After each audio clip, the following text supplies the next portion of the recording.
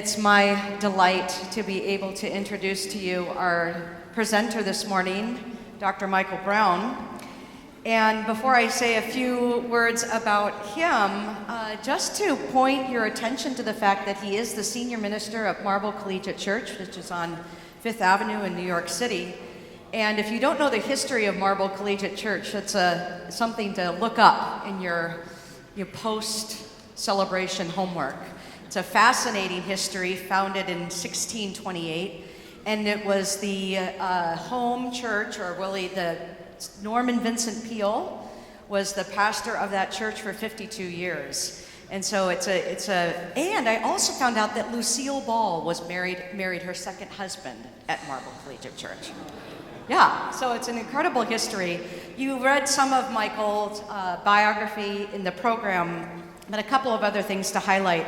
He was included in the Great American Preachers book series, and the weekly worship services from Marble Collegiate Church are televised in the tri-state area, but also shown globally via web streaming. And so his congregation is vast. I had the privilege of being able to preach at Marble Collegiate Church a couple of years ago and get to know Michael. And when we thought about who to invite to this particular celebration, the Courage to Preach, he came to my mind immediately. He demonstrates courage in preaching every time he preaches, and I know that this morning will be equally encouraging. So please join me in welcoming Dr. Michael Brown.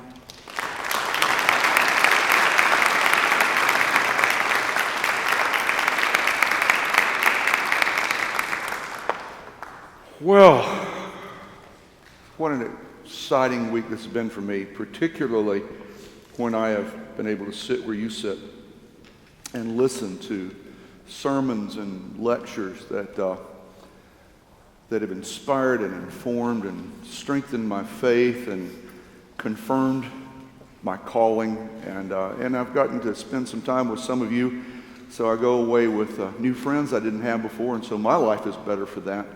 And I even got to go to a Lutheran beer and hymn sing party. So, and I grew up as a Methodist. We missed out on so much. I mean, you folks, you know how to incarnate things in such wonderful ways. And so thank you. Thank you for having me. I've just been blessed to be here. Okay. We're the ones to whom the church looks week by week, at least Sunday by Sunday, and for many of us, in addition to that, other days as well. The church expects us to be there. The church sets a schedule that demands us to be there to offer a holy word, a sacred word, a prophetic word, a challenging word, a pastoral word, a healing word, hopefully a meaningful word. That's why we can never allow ourselves to forget the old adage that we learned in seminary preaching classes. It's not enough to merely have to say something. Instead, we should have something meaningful to say. So here we are, the people who, by the calendar of the church year, once a week at least, are called upon. We have to say something.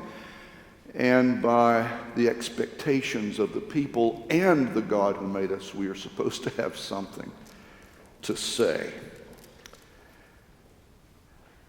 There are exceptions. I'm probably it now. You have heard brilliant lectures all week. Oh my gosh, they have been wonderful. Absolutely wonderful. And I think that, when you've heard Dr. Lewis, Luke Powery, Dr. Moss, Barbara Lundblad, these brilliant lectures. My role may be to compensate for that. See, this is not utopia. This is not Shangri-La. You're getting ready to go back out into the real world. I don't want you to expect everything's going to be good all the time. This is reality check, folks. You're going back to meetings and all that stuff you don't want to do. So, I'm just going to help. Seriously, what I want to do today is I come here as a practitioner. we're all going back out today or tomorrow, and Sunday's coming, and we're going to do what we're going to do. So I stand as a practitioner among practitioners, and I hope what I can do for a few minutes right now is to think with you about how to take the brilliance that we heard from Dr. Lundblad and Dr. Lewis and Moss and Power, and somehow put it into practice when we flesh it out back in our own parish, wherever that may be. Gardner Taylor asked the haunting, if not daunting, question, who dares to preach? And it is haunting and it is daunting because we know the answer is we do. Not always because that's what we would have chosen, but we were chosen. And the church looks to us week by week to have something to say, something about God, something about faith, something about life, and to say it in such fashion that it makes a difference.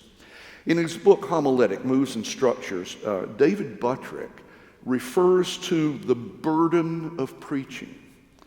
That's not a phrase with which you and I would be unfamiliar.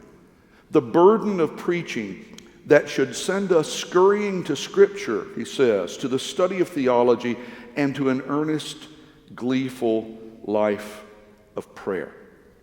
So we know that. We know about that. The burden of preaching.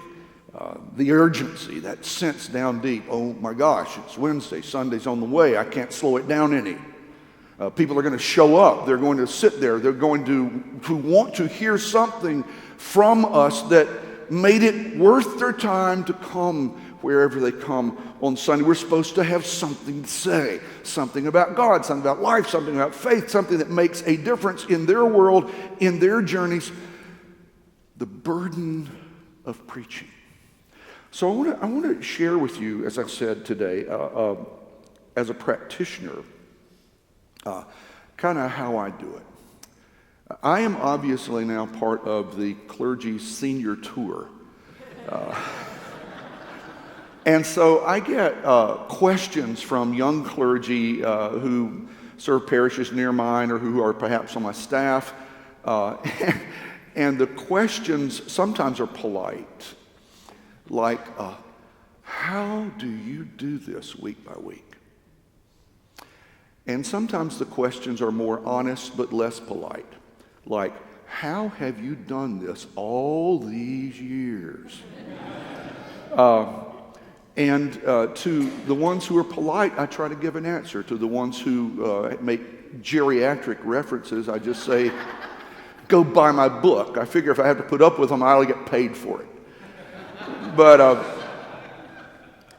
it's a question, isn't it? And sometimes I tell these younger ministers, how do you do this every Sunday? And I'll say, well, I do it every Sunday, and I do it every Wednesday night, and I do it every Thursday for a virtual service. So that's 3 every week. And then there are the other weeks, the Holy Weeks, the Christmas weeks, the Christmas Eves, the funeral services, the guest preaching. You want to know how we do it? And by this time, some of them blanch, because they're beginning to sense what you and I know when we've done it a while, the burden of preaching. And it doesn't get any easier. In fact, sometimes we end up just doing a lot more of it. So how do you do it? They ask. How do you? I want to share with you for a few minutes my own personal formula. As I said, you've heard this beautiful, brilliant theological, biblical framework. You've gotten the foundation. I'm a practitioner. I just want to talk about how I kind of do it. And I hope maybe it'll be helpful. Some of the things I'm going to say you can probably delete and say it doesn't work for me. A couple of the things I think are pretty much indispensable for any of us as we try to preach. But I want to share 5 things that help me do what we have to do to carry the burden of preaching and to be blessed by it. Now, what I'm not going to do right now, particularly, is deal with mechanics. You came from meatier fare than that, but I think mechanics are important. I really do. In the keynote address Monday, Dr. Lewis, you heard her say, what we say matters and how we say it matters. And what we bring to the moment of saying it matters physically and vocally and all the rest. So I think mechanics matter, and we could deal with that. And I think it would be legitimate and appropriate. We could deal with, are you a manuscript preacher? Or do you do what I try to do, which is to memorize? You know, people say, how do you just get up there and talk? Well, I don't. I'm the worst Saturday night date in the world, my wife says. Because I'm off in the little room just doing and doing over and over and over and Sunday. We could talk about that. Is it, do you read your sermon? Well, it doesn't really matter, does it? It's not a matter do you use a manuscript, it's do you use it well? It's one of the best radio preachers in the 20th century, stimulating and engaging and beautiful. I remember the first time I saw him preach, and he was a manuscript preacher who the whole sermon was this. And I thought, I like you better on the radio. So we could talk about the mechanics, but it's not a matter, do you read, do you not read? It's okay. Do you do it well? We could talk if we wanted to about the importance of being authentic. We were talking about that last night, I think. You Lutherans are a dangerous bunch of people. I found that out. Just thank God for prayer and ibuprofen. That's all But we were talking about how important it is to be authentic when we preach. That's a mechanical thing, but it's a really critical thing. As I look at these two preachers who are seated here and who are so good at what they do, one of the things that I've noticed, I've only been around Barbara a little bit and Caroline some more, but when they talk with you over the dinner table, it's the same person who's talking to you from the pulpit. It's, I know this person, and therefore I will listen to this person because I'm engaged by, I trust, it's the same person. It's so important. I have a colleague in the ministry who grew up in the Appalachian Mountains. So he sounds even more like I do than I do. I've had 7 years of New York to kind of temper it a little bit. The Appalachian accent, as long as you use good grammar, is beautiful. It's lyrical. It's deeply Southern. We call it a drawl, but it's really kind of a musical thing. And that's his DNA. It's where he grew up. That's how everybody he knows and is related to talks. And that's how he talks until he enters the pulpit. And on Sunday mornings from 11 to 12, he suddenly has an Irish accent worthy of County Cork. And his people must think, what the heck? I've had lunch with him. He's not from Ireland. Is he having some sort of episode? What's going on? And it's just not authentic, And then we have those little things that we do that aren't real. The whisper for emphasis thing, We are all created to be citizens of the kingdom of God. And people out there are going, Kingdom of Oz? Did he say Oz? What did he say? I need to adjust this. Was Oz? And it's not real. You don't go into McDonald's and say, I'd like a Big Mac and fries. Talk the way you talk, for heaven's sakes, because they're engaged with us. They're not engaged with some myth that's, not real. Authenticity is really, really... I had a preaching professor at Duke 100 years ago who used to say, and he was right, I think, maybe not, but how we'll do? We'll say, Jesus withdrew to the wilderness to restore his soul. Jesus withdrew to the wilderness to restore his soul. And you're thinking, heard you the first time. this professor used to say, never repeat for emphasis. Never repeat for emphasis. So, we could talk about mechanics, and there's a place for it, and it's important. There are all sorts of things that we can talk about. Do people actually think I am cool and young if I wear jeans and sneakers instead of a robe? Maybe I can fool them. We could talk about that, but you gotta work that one out. Just be who you are. God called you. God created you. If you think you need to be something better than God created, then you need to do some theological work. Be who you are, because God did a really good job. And let the people get to know who you are, not only in the restaurant, but in the pulpit. And again, I say that's part of the beauty of these two people as I listen to them preach. Okay, anyway, this little formula of mine, and I promise to be relatively quick. Of course, I'm a preacher, and we make that promise to people all the time, and we know it's not. So that was inauthentic. 5 things that I think sermons need to be, as we address the burden of preaching, the urgency of preaching, the knowledge that we dare to preach because God has called us to do it, and therefore we need to do it as well as we can. 5 things, okay? First of all, get the listener's attention. That is so simple that it's simplistic. I know that. You know that. And yet it's important. Engage the audience. That's really, truly important. If I am not walking with them at the beginning of the sermon, I'm probably not going to catch them later on.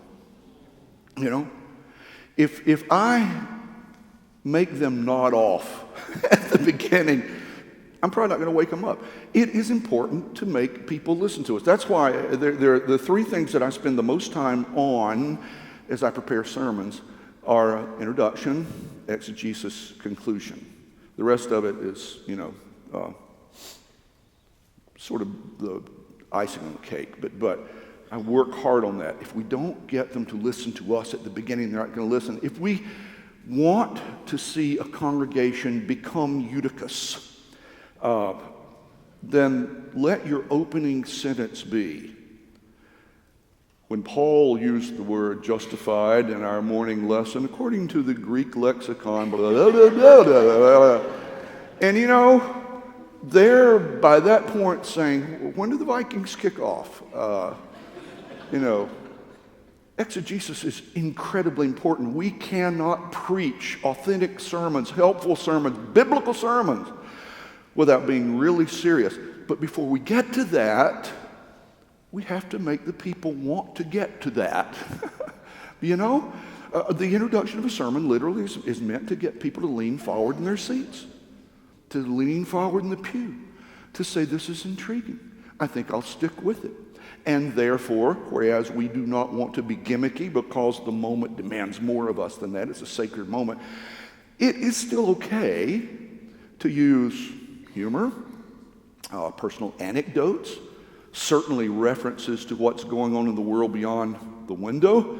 You remember Emerson's illustration when he was preaching to preachers at Harvard, and he had said he went to a church in a snowstorm, and by listening to the minister, there was no indication that he knew what was happening beyond those windows.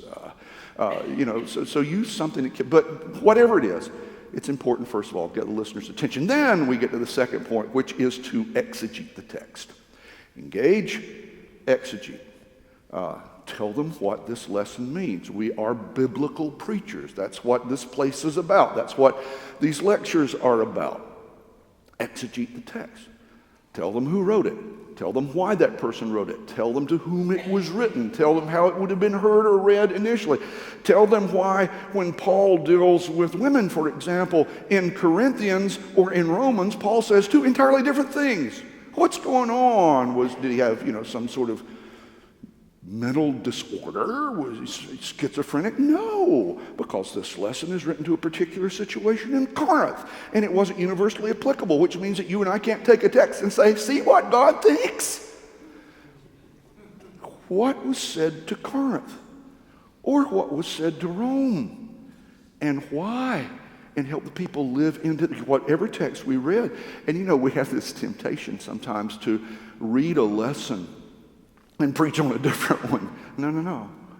Just if this is the lesson, live with the lesson and let the people live into the lesson so that they can hear what God has to say in it. And we have to be honest about that. We have to be real. It is so incredibly important. We live in an age of specialization too. Let me add that. The days are gone where you go to a doctor, You go to your family doctor and she diagnoses and writes a prescription and you go home and you take the medicine and you get well. Those days are over. I leave in 2.5 weeks for 2 weeks in South Africa. Our church is developing a ministry to AIDS orphans and a partnership with people on the ground. Anyway, so I go in 2.5 weeks to South Africa, and we have to have shots specific to the region. So I called my doctor, Dr. Hamowitz, and I said, and he got on the line, and I said, I'm going to South Africa, I need some shots. He said, I don't do that. Oh, well, you're my doctor. Yeah, I know, but I don't do travel shots. What do you mean you don't do travel? He said, you have to go to a travel doctor. So help me. Friday morning at 10:30, I'm going to a travel doctor who practices medicine determining you're going to this section of the planet, therefore you need these medications, and I'm the one who keeps it. There are travel doctors. Who knew? If I break the pinky finger on my left hand, I'll go to a hand doctor. And it may well be that she will take a look at the pinky on my left hand and say, I am referring you down the hall to my colleague who does pinkies on right hands. This is an age of specialization. So why are you saying this, Brown? Did you really have that bad a night? No. You and I are considered specialists. The people who come to us live in an age of specialization. And our specialty is what? Our specialty is Bible and theology and church. And that's what they expect from us. And so when they come in on Sundays or Wednesdays or whenever they come, they want to hear us deal with our specialty. Nobody gets up in New York City on Sunday morning and does all the work you have to do given traffic and travel to go to Marble Collegiate Church to say, you know what would be fun today? Let's go hear Michael Brown's opinion about stuff. Do you care about Michael Brown's opinion about stuff? No. I don't even always care too much about Michael Brown's opinion about stuff. Our people want to come and say, tell me what the Word of God says. That's your specialty. And once you've done that, then they will listen to me as I begin to apply it to stuff. Oh, they expect me to deal with topics and issues, to give the sense that I do know what's going on beyond those windows and the kind of snow that they're living in, that I do understand the issues, the societal issues and the governmental issues and the pastoral issues and the pains and the challenges and the social justice. I've got to deal with that. I can't be an honest preacher if I don't deal with that, but I have to deal with that within the framework of the specialty, so that ultimately, I think Barbara said this about lectionary, and it really is kind of true. Ultimately, you can say, hey, you got a problem with this? That's what the Word says. You and God fight it out. This is our specialty. So I'm not sure there's ever been an age where it's more critical to do good, solid exegetical work than it is now. And more honest. I mean, when I go to Dr. Hamowitz, and for something other than travel, obviously, I trust him. I trust him to be honest with me, to take care of me, to do what's right for me. When people come to our churches, they need to be able to trust us. That we're really going to say to them, this is what the Holy Writ says. Not what I want it to say. Not, wouldn't it be fun if it said this? Not what this passage ought to say. This is what it says. Now what are we going to do with it? Okay, that's probably more than enough. And obviously you don't want to spend your whole sermon doing that. Because then you've become a lecture instead of a sermon. And there's a difference in preaching and OT 101. I mean, there just is, but you understand that well. Do this exegesis justice, then move on. But for goodness sake, do it justice before you move on. Now, third thing. And points 3 and 4 can be done in inverse order. Doesn't matter. Tell them what the lesson means to you. This is where it becomes, I think, incarnational. Don't you think that here's what it means in my life, in my human life. Here's what this text says to me. That is incarnational. That's confessional preaching, and they need to know that. They need to. This is the person that I'm listening to week by week, and I want that person to have some sense of what it means to be human and to wrestle with this faith the way I do. And if I hear in her word that this word makes a difference, maybe it'll make a difference for me too. Now it's a fine line when we talk about ourselves in sermons. You know that. Because sometimes there is the temptation to try to make ourselves larger than life and only show ourselves in like we're a character from Marvel Comics. We kind of swoop in and fix the world. But our people, they're not dumb. They've pretty much figured out who the Messiah is and that it ain't us. So there's a fine line.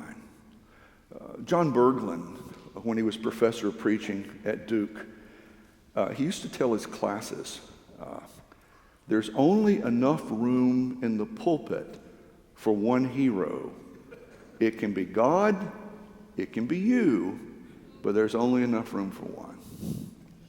And I have tried not to forget that one, So when I talk to my folks about what does this lesson say to me, I don't try to become the hero. I do try to let them into my life because they let me into theirs. I let them know here's how this works in my home, in my workplace, in my politics, in my social justice commitments, in my moments of brokenness.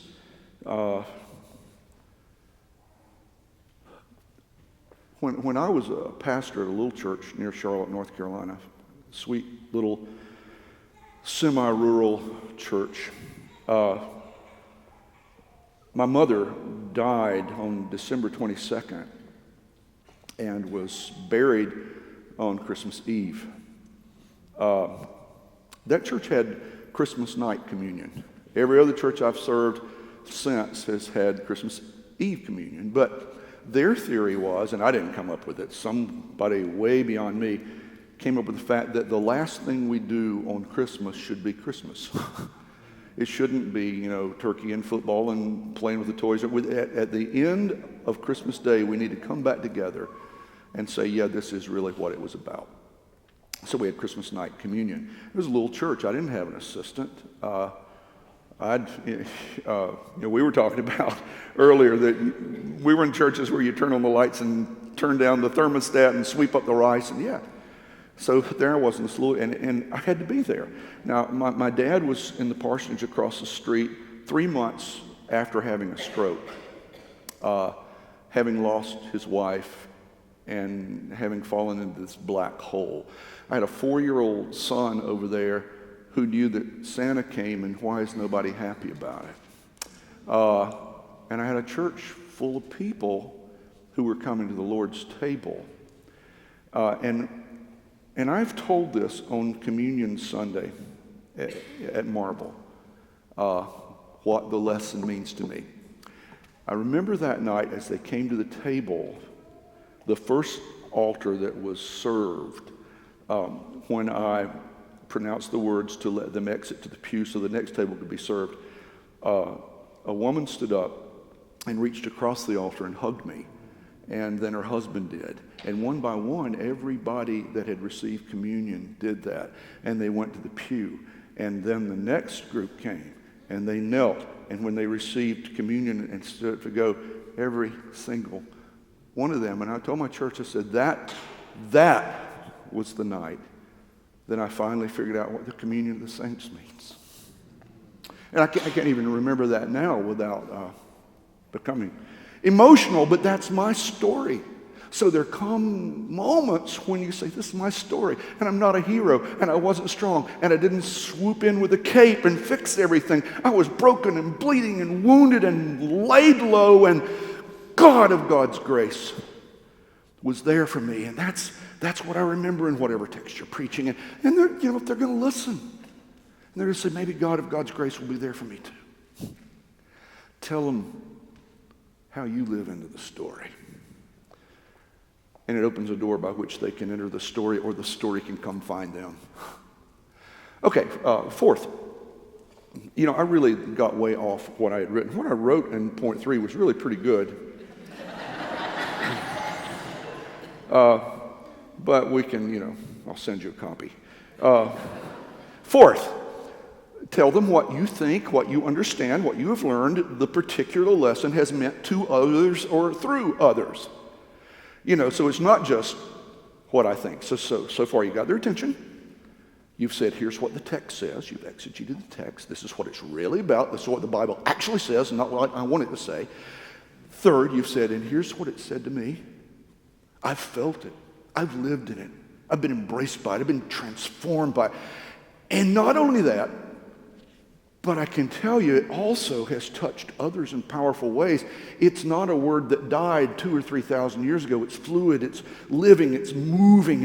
It invades and informs and changes. And let me tell you what it meant for, and then you tell them.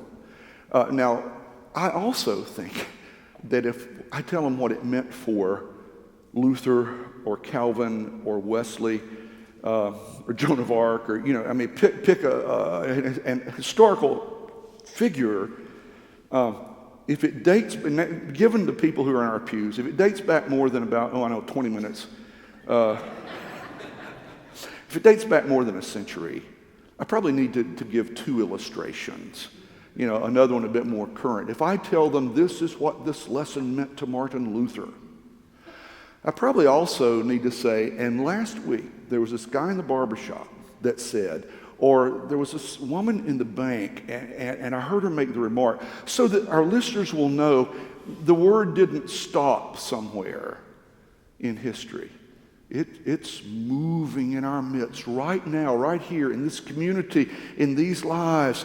So it might be moving for me. Okay, so that I think is incredibly important, to tell them what the lesson means, what it means to me, what it means to you, what it means to Luther, what it means to the guy at the barbershop or the woman at the bank. And that brings us to the 5th point. Aren't you glad? We're already at number 5. Isn't this fun? The 5th point is helping them somehow determine what can it mean for them. And if we don't walk through that portal, then I think we have failed to conclude it.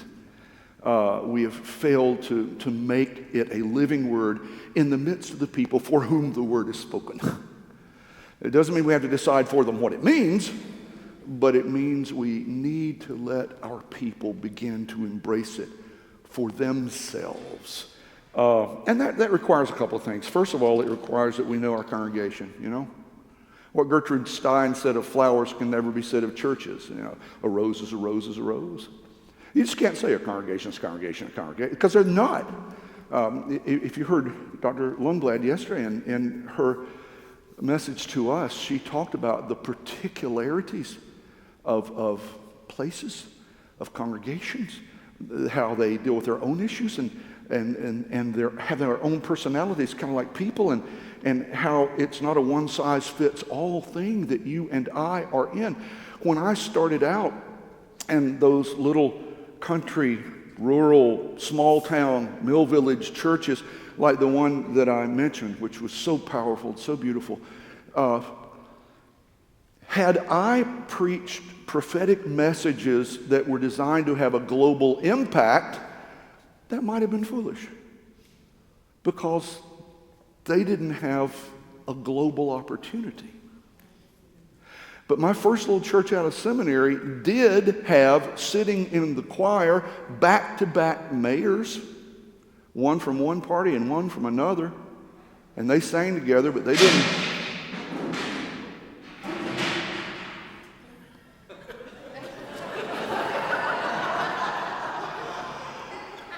Every Sunday, they fall asleep, they fall on the floor, you hear this. Come to Minneapolis. It does the St. Paul. It does the same thing. Anyway, I had these back-to-back mayors that sang together. They didn't talk together, but what I said could have a community impact, and that's prophetic, and that's important. And I needed to do that. Now, I look back and I say, and it changed. Later on, I had a university church adjacent to a college campus. Well, that was then a different audience with a different globe. Then a couple of downtown churches. And now, how the gospel was spoken to all of those places differs significantly from how I speak it on Fifth Avenue in New York City, because in that church every Sunday we have members and visitors from the UN. We have people, as Caroline mentioned, we have people worshiping with us every Sunday from about 40 countries. So when I speak a prophetic word, I probably don't need to limit it to what's happening over on Broadway. We've got to know our audience. There's a word in Proverbs. Be sure that you know the condition of your flocks. Pay careful attention to your herds. So we preach the word in context, don't we? The text is always in context. We preach in biblical context. We preach in particular context. And then hopefully we preach it with courage. Courage to preach. The urgency to preach. The burden of preaching, the courage to preach. And sometimes the courage to preach is forced on us. Sometimes it's not because we're courageous, but because we have no other opportunity. I grew up in a little southern town like Mayberry with blue laws, and you couldn't even buy alcohol there. And my mother used to say to me when I was a teenager, "Michael, you're a good boy for lack of opportunity." And sometimes we are prophetic for lack of opportunity, because an issue reaches the pulpit before we stand behind it. A couple of weeks ago when the Pope was in New York City, and my people knew that on Friday I was in a prayer service with him and some multi-faith ministers at the 9/11 memorial site. When Sunday morning came, I could not act as if I hadn't been there. I could not be silent about the themes that he had articulated about peace, about environmentalism, about ministry to the vulnerable, about the abuse of riches and how the rich sometimes abuse other people. All those themes, they knew. I sat there. I was within arm's reach at one point. Of course, when I did that, the police came. They knew that. I couldn't get up there that Sunday and talk about next week's rummage sale. There was an issue that reached the pulpit before I stood behind it. Last Sunday, World Communion Sunday, our people watched the news. They knew that right there in our city, Obama and Putin had met behind closed doors at the UN to talk about how to keep humanity from destroying itself. They knew that 4 million Syrian refugees, foxes have holes and birds of the air have nests, and they had no place to lay their heads. And they knew that yet another shooting had occurred in Oregon, and yet again we're afraid to say anything about gun control. They knew that. They're not insulated from the world. I couldn't get up last Sunday on World Communion Sunday and ignore all that. There's no way the issue reached the pulpit before I did. It wasn't that I had the courage to preach, it's I had no other opportunity, did I? Did we? On Pride Sunday in New York City, the parade goes in front of our church. It goes down Fifth Avenue. We set up water tables for those who are in it. And it's thousands and thousands and thousands of people who, entertainers and politicians, and mostly people who are saying, is it possible I could be afforded the dignity that is due to every human being? When the people in the back of the sanctuary are literally hearing the parade go by at the close of our service, I can't act like it's not happening. I can't preach stewardship that morning. not traditional stewardship, at least, because an issue has come to the pulpit before I did. The courage to preach means simply that we are in tune with what's happening beyond the windows, and the gospel speaks to that. And therefore we should. And the courage, you know what? Honestly, sometimes it's not even about issues. Sometimes it's about text. If you use the lectionary and you start reading the lessons for whatever Sunday's upcoming, and the first lesson is some crazy word from 1 Samuel about killing the Amalekites, and you think, oh God, I'm not going to do that. Let me go see what Jesus was talking about. It's got to be better than that. And there's Jesus talking about cutting off your hand, plucking out your eye. Oh my Lord.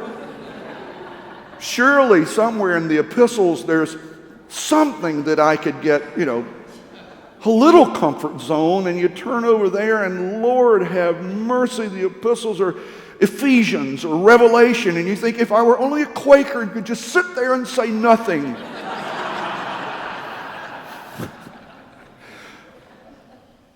But the courage to preach, we don't have the opportunity to sit there and say nothing. The word has been placed in our hands, and the calling has come now. Pass the baton to those people who come to hear, and not just because you have to say something, but because you have something to say about the Amalekites or the eye or the hand or whatever else that touches them in their lives and their world. Okay.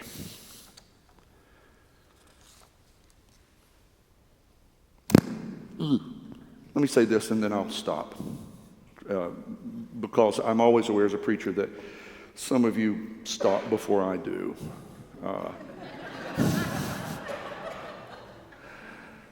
Whatever the issue is, global, community, environmental, political, pastoral, scriptural, I don't think that we necessarily have to seal the deal for our hearers.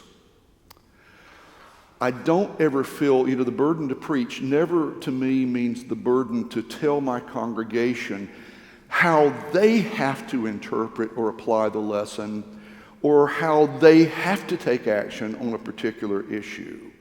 The late Fred Craddock used to say, our job as preachers is to share the word with the people and then allow them to chase their own rabbits. I think there's a certain measure of respect in that I place the word in the hands of the people of God, and hopefully they say thanks be to God, and then they and God figure out, now what are we going to do with it? And I honestly think sometimes it's an act of respect to our congregation to conclude a sermon by doing that. Literally by restating the text, by saying, I told you what this lesson about body and blood means to me that night when I discovered the community of the saints. I told you what Luther said it meant to him. And I was so touched by what that woman, the teller at the bank, said last week, and it just opened the text up for me. So now I send you into the world to try and explore what it can mean for you. That's a pretty respectful thing to do with your people, to allow them at some point to chase their own rabbits. Okay, how do you do it week by week, they ask me. Or put another way, how on earth have you done it for these many years? How do you manage the burden of preaching? My answer is a simple formula that works for me. Maybe some of it will work for you. Engage the listeners. Exegete the text. Tell them what it means to you. Tell them what you hear, understand, or have learned it has meant to or through others. You can flip-flop those 2 points. And having placed it in their hands, encourage them to chase their own rabbits. It works for me. You can prayerfully decide what, if any, of that might work for you. I want to thank you for having me here, and I want to say may God bless you in your charismatic work so that when it's time to say something by God's good grace, you'll have something to say and the people have ears to hear.